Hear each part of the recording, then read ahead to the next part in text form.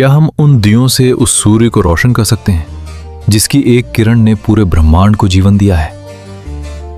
क्या संभव है कि जिस अनंत की पूजा स्वयं चांद, तारे और हवाएं कर रही हों, उसे हम कुछ रत्नों और मोतियों की थाली में समेट सकें?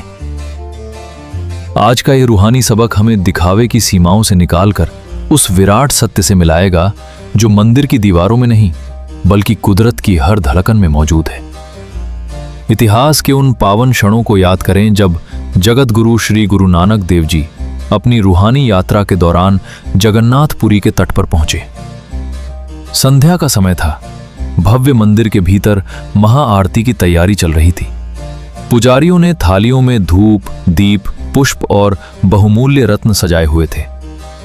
सारा जनसमूह भीतर एकत्रित था, लेकिन सच्चे पातशाह बाहर खुले आकाश के नीचे विशाल समुद्र के सामने एक अद्भुत समाधि में लीन थे।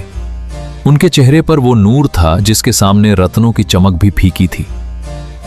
जब आरती समाप्त हुई तो पुजारियों ने बड़ी विनम्रता और जिज्ञासा से पूछा, हे फकीर, आप इस भव्य आरती में शामिल क्यों नहीं हुए? क्या आपको यह सत्कार कम लगा? धन धन श्री गुरु नानक देव जी ने अपनी दिव्य आंखें खोली और वो अद्भुत दर्शन साझा किया जिसे आज विज्ञान भी विस्मय से देखता है। उन्होंने वो अमर बाणी उचारी जिसे ब्रह्मांड का राष्ट्रगान कहा जाता है। गगन में थालु रविचंदु, दीपक बने तारिका मंडल जनक मोती। उन्होंने बड़े ही सम्मान के साथ समझाया, ऐ प्यारो देखो, वो नीला आकाश ही एक विराट थाल है। सूर्य और चंद्रमा उस निराकार प्रभु के दिव्य दीपक हैं। ये अरबों तारे उस थाल में जड़े हुए अनमोल मोती हैं।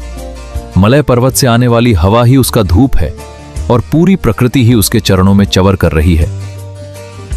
जब स्वयं अकाल पुरख की ऐसी भव्य आरती उतर रही हो तो मेरी ये छोटी सी थाल क्या मायने रखती है?